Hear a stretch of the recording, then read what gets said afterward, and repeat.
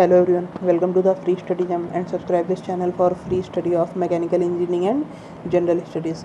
तो आज हम लोग बात करेंगे प्रोडक्शन के क्वेश्चन नंबर 451 से लेके 480 तक के। इससे पहले हम लोग आर के जैन बुक से fluid mechanics, heat transfer, thermodynamics, strength of material और थ्योरी ऑफ मशीन को कवर कर चुके हैं। तो अब हम लोग ने प्रोडक्शन स्टार्ट करी है। अब हम लोग इसको फिनिश करने के बाद हम लोग स्टार्ट करेंगे मशीन डिज़ाइन। ठीक, तो इसके अलावा आप लोग टेलीग्राम ग्रुप को ज्वाइन कर लीजिएगा, target selection equal to mechanical with GS नाम से। उसमें हर संडे को फुल टेस्ट की क्विज आती है फॉर एसएससी जेई। ओके, और डेली वहाँ पे 20 क्वेश्चन आते हैं हर मतलब कि सब्जेक्ट के अलग अलग। ओके, तो स्टार्ट करते हैं आज का लेक्चर। तो पहला है the following type of file is preferred for filing brass और ब्रोंज। ठीक, तो ब्रास और ब्रोंज को फाइल करने के लिए हमें कोर्स कट और या फिर रफ कट फाइल की ज़रूरत पड़ेगी। ठीक, तो करेक्ट ऑप्शन है आपका सी पार्ट। इसके बाद 452 है to clean a file it is. तो फाइल को क्लियर करने के लिए हमें फाइल कार्ड की ज़रूरत पड़ती है। ठीक, जैसे कि आप लोगों ने देखा होगा कि एक रेगमार्क आता है। ठीक, उसी मतलब कि अगर आप किसी चीज़ को उसको मतलब कि फिनिशिंग दे रहे हैं तो हम लोग रेगमार्क का यूज करते हैं। ठीक, सो करेक्ट ऑप्शन है E part, cleaned with a file card. उसी फाइल कार्ड को ही हम लोग बोलते हैं रेगमार्क। 453 है a power saw which employs a continuous looped blade driven by 2 wheels is known as. तो इसको हम लोग बोलते हैं band saw machine. Okay, so correct option है डी पर। देखिए मैंने जिसमें जिसमें इम्पॉर्टेंट लगाया है वो मैंने उन टाइप के क्वेश्चंस को लगाया है जो कि डाटा बेस्ड हैं। ठीक, तो आप लोग डाटा को अलग नोट करते रहिएगा। इसके बाद 454 है average cutting speed in machining mild steel by single point tool of high speed steel is. तो इसमें आपको क्या ध्यान देना है, सबसे पहले इसने क्या पूछा है एवरेज कटिंग स्पीड किसकी मशीनिंग के लिए, माइल्ड स्टील के लिए, और किस टूल से। वो हमारा टूल बना हुआ है हाई स्पीड स्टील से। ठीक, तो हाई स्पीड स्टील टूल से माइल्ड स्टील की मशीनिंग के लिए जो कटिंग स्पीड है वो हमें कितनी चाहिए होगी, वो चाहिए होगी 30 मीटर पर मिनट। ठीक, सो करेक्ट ऑप्शन है आपका सी पार्ट। इसके बाद 455 है tool life is said to be over if. तो देखिए टूल लाइफ मतलब कि जो टूल है वो हमारा मतलब कि बेकार हो गया या फिर उसकी टूल लाइफ पूरी हो गई है, इस तरह से आप लोग वो बोल लीजिए। तो उसके रीज़न क्या क्या हैं। ठीक, कब होगा, जब poor surface finish is obtain. अगर सरफेस फिनिश अच्छी नहीं मिली है तो मतलब कि टूल हमारा बेकार हो गया है। Be a sudden increase in power and cutting force with chattering take place. ठीक, या फिर अचानक से आपकी पावर बढ़ जाए या फिर वो कटिंग फोर्स इंक्रीज हो जाए तो हमारा टूल बेकार हो जाएगा। इसके बाद overheating and fuming due to friction start. अब फ्रिक्शन की वजह से अगर मतलब कि अगर फ्रिक्शन होगा तो उसकी वजह से अगर ओवर हीटिंग हो जाए तो भी हमारा टूल बेकार हो जाएगा। ठीक, तो ये तीनों ही ऑप्शन सही हैं। सो करेक्ट ऑप्शन है आपका डी पार्ट। इसके अलावा 456 है tool life is most affected by. तो आप लोगों ने ये रिलेशन तो पढ़ा ही होगा, वी टी की पावर एन इक्वल टू सी। सी क्या है, कांस्टेंट है, और एन जो है वो आपका मटेरियल पे डिपेंड करता है, ये भी एक कांस्टेंट होता है। ठीक, तो जो ये टी है ये है टूल लाइफ और वो किस पे मेनली डिपेंड कर रही है, वेल ये आपकी कटिंग स्पीड पे। ठीक, सो करेक्ट ऑप्शन है आपका ए पार्ट। इसके बाद 457 है the spindle speeds of machine tools are usually design to follow GP. ठीक, ज्योमेट्रिकल प्रोग्रेशन को। ठीक, इसके अलावा तो ये आपका करेक्ट ऑप्शन क्या होगा, बी पार्ट। इसके अलावा 458 है the best machine for mass production of watch components machine from bar will be. तो इसका करेक्ट ऑप्शन होगा multi spindle automatic lathe. Okay, so correct option is E part. इसके अलावा 459 है the common ratio 5 for spindle speeds in geometrical progression is taken between. तो वो होता है आपका 1 से लेके 2 के बीच में। ठीक, देखिए इन्होंने ये जो 457 क्वेश्चन है इसमें इन्होंने जीपी किस हिसाब से बोल दिया। तो जो पहली वो होगी स्पीड उसको हमने मान लिया n1। ठीक, जो दूसरी होगी वो कितनी होगी n1 आर, ठीक। तीसरी कितनी होगी, N1 आर स्क्वायर, इस तरह से वो, तो ये जीपी हुई ना, और इसमें जो आपका जो आपका कॉमन रेशियो है वो कितना हुआ, आर, ठीक। तो इसके बाद ये जो 460 क्वेश्चन है ये इसी पे बेस्ड है।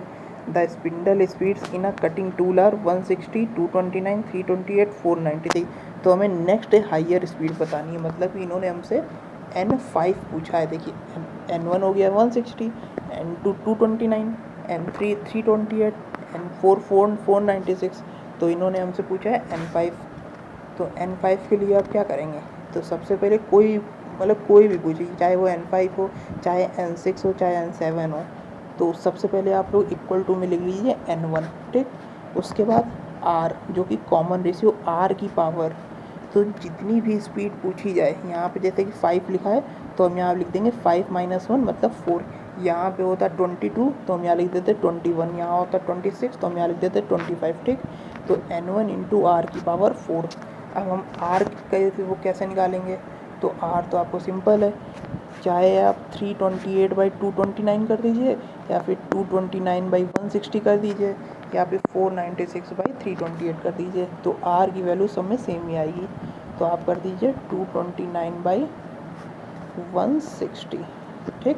तो ये हो गई आपकी आर की वैल्यू। अब आपको N5 इक्वल टू क्या होगा, 160 N1 इंटू आर की पावर 229/160 की पावर 4, ठीक। पावर क्या होगी, 4। तो ये जब आप सॉल्व करेंगे तो आपका आंसर आएगा 671 पॉइंट समथिंग आएगा। तो करेक्ट ऑप्शन आपका हो जाएगा सी पार्ट, ओके। इसके बाद 461 है, for machining a casting on a lathe it should be held in. तो अगर आपको किसी कास्ट करे हुए वर्कपीस को अगर आप मशीनिंग कर रहे हैं लेथ में, तो उसको हम लोग मतलब कि जो उसको पकड़ने के लिए जो मतलब कि मशीन वो होगी डिवाइस, वो होगी 4 जॉचक, ठीक। 4 जॉचक आपका इंडिपेंडेंट जॉचक होता है, ठीक। इसकी जो एक्यूरेसी होती है वो आपकी 3 जॉचक से बेटर होती है, ओके। तो करेक्ट ऑप्शन है डी पार्ट। इसके बाद 462 है, in automatic machine where large number of components are machined from a bar it is held in collet chuck, okay. तो देखिए कोलेट चक में इस तरह से होता है, ये हो गया इस तरह से होता है, ठीक। और जो आपका वर्कपीस होगा उसके अराउंड ये कॉलर को जनरेट करके उसको क्लैंपिंग फोर्स के थ्रू मतलब कि उसको होल्ड करता है, ओके। और ये कोलेट चक को हम लोग यूज करते हैं फॉर स्मॉलर पार्ट्स, ठीक। तो यहाँ पे लार्ज नंबर ऑफ कंपोनेंट्स हैं, ठीक। यहाँ पे आप ये मत समझ लीजिएगा कि लार्ज कंपोनेंट्स हैं, यहाँ पे लार्ज नंबर ऑफ कंपोनेंट्स हैं, ठीक। और ये कोलेट चक को हम लोग यूज कौन से ऑब्जेक्ट के लिए करते हैं, जो कि स्मॉल होते हैं, ओके। तो 462 का करेक्ट ऑप्शन है ए पार्ट। इसके बाद 463 है, turret lathe in which long turning cuts are made by moving the saddle along the bedways of the machine are called. तो इसको हम लोग बोलेंगे saddle type turret lathe, okay.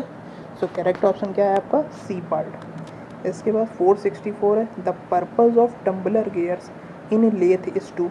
तो टम्बलर गियर्स का हम लोग लेथ में यूज किस लिए करते हैं, to give desired direction of movement to the lathe carriage, ठीक। So correct option is D part. इसके बाद 465 है, turret lathes equipped with spindles which can be fitted with a universal 2 jaw chuck are referred to as. तो इसको हम लोग क्या बोलेंगे, chucking machine, okay. So correct option is C part. इसके बाद आपका 466 है, on bar type turret lathe work to be machined is gripped in collet chuck, ठीक। अभी आपको बताया था कोलेट चक क्या होता है, तो इसका करेक्ट ऑप्शन है डी पार्ट। इसके बाद 465 है, flank wear occurs mainly on. तो जो फ्लैंक वियर होती है वो आपकी नोज़ वाले पार्ट में होगी, रिलीफ फेस में होगी, और साइड रिलीफ फेस में होगी, ठीक। इसको अगर आप देखेंगे तो ये देखिए, ये आपका हो गया नोज ऑफ कटिंग टूल, इसमें लिखा है सब कुछ, साइड रिलीफ सरफेस और एंड रिलीफ और ये हो गई एंड रिलीफ सरफेस और ये हो गई साइड रिलीफ सरफेस, ठीक। तो यहाँ पे क्या होगा आपका, इन तीनों जगह में फ्लैंक वेयर। ओके, इसके अलावा आपका 468 है, in a capstan lathe the turret is mounted on. तो कैप्स्टन लेथ में जो टरेट होता है वो कहाँ, वो मतलब कि किसके ऊपर होता है, assault slide of RAM sliding on the saddle. Okay, so correct option is a part. और जो टरेट में होता है उसमें सैडल के ऊपर ऑक्जिलरी स्लाइड होती है। ठीक, तो इसका करेक्ट ऑप्शन हो गया ए पार्ट। इसके अलावा 469 है, which of the following properties are essential for a tool material used for high speed machining. ठीक, तो हाई स्पीड मशीनिंग के लिए कौन कौन सी प्रॉपर्टीज़ इंपॉर्टेंट है फॉर टूल मटेरियल, तो वो है आपकी रेड हार्डनेस, वेयर रेजिस्टेंस और टफनेस। ठीक, तो करेक्ट ऑप्शन क्या हुआ, ई पार्ट। इसके अलावा 470 है, the characteristic that enables one material to cut another is its relative hardness. Okay, so correct option है B part.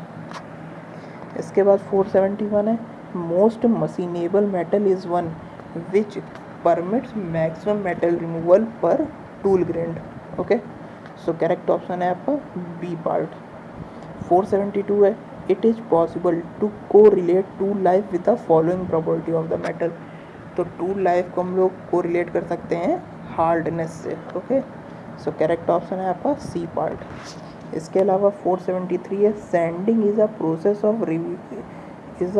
Of removing metal surfaces of wood fibres by cutting. Okay, so correct option है आपका C part. इसके अलावा 474 है, sanding belts are made of cloth coated with various grades of.